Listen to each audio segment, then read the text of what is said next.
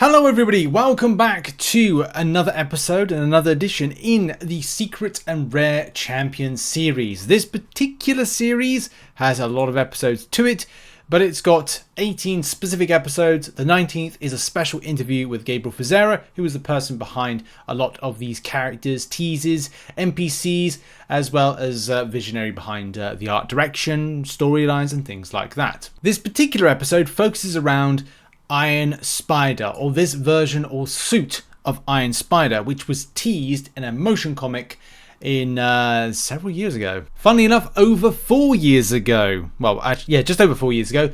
And who would have thought? There's me. There's me with a comment about this as well. Holy heck, Iron Spider. Wow, give me that now. It is fair to say there's a lot of Spider-Verse based champions. If you simply go into game and literally click Spider-Verse Heroes and click confirm, you'll see a plethora of those particular champions and different variations, male, female, pig.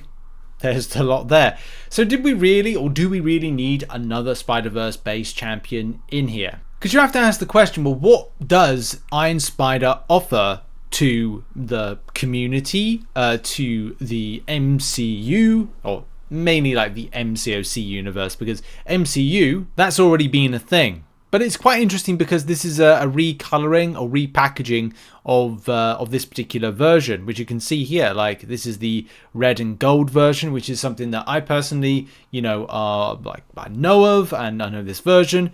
But you could say from an MCOC point of view, is it similar to the Spider-Man version that we have here, the Stark Enhanced, which technically is, but technically isn't, because this is more of kind of like Homecoming style than it is the Iron Spider style.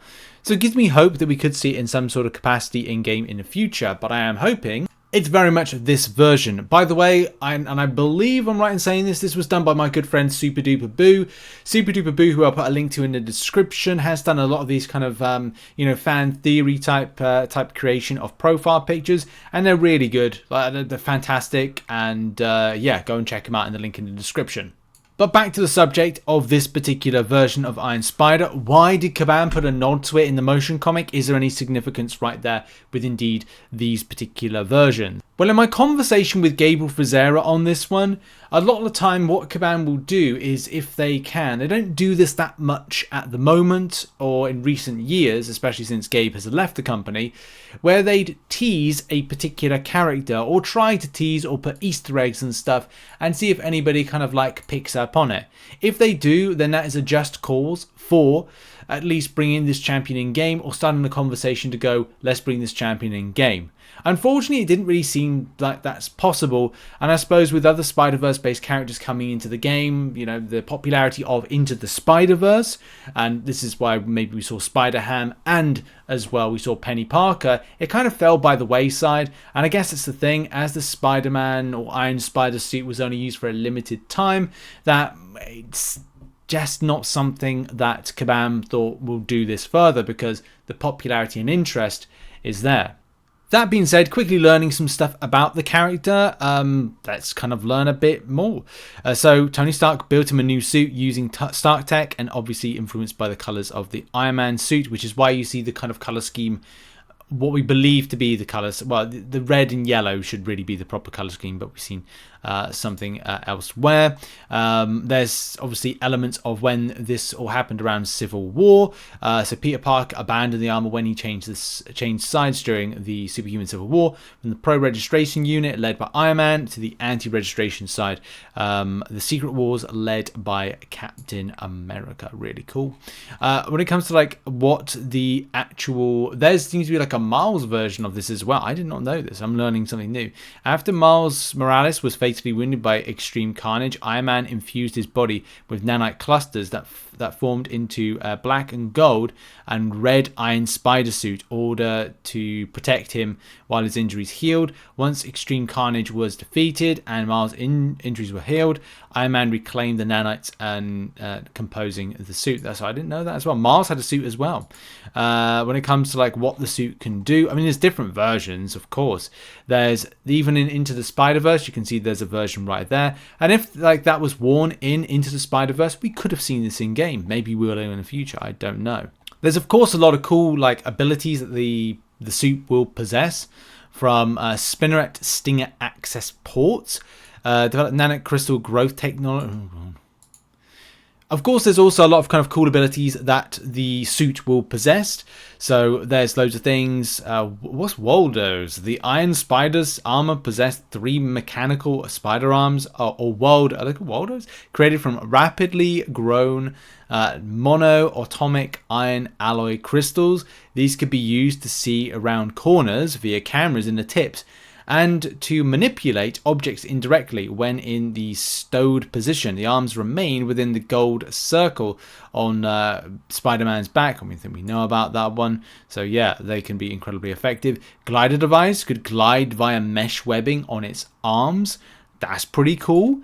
Then we've got a chest piece, a foamed titanium nitrile fabric chest piece that has body contoured, and articulated panels to support the occupant. Nice. Casimir plate batteries.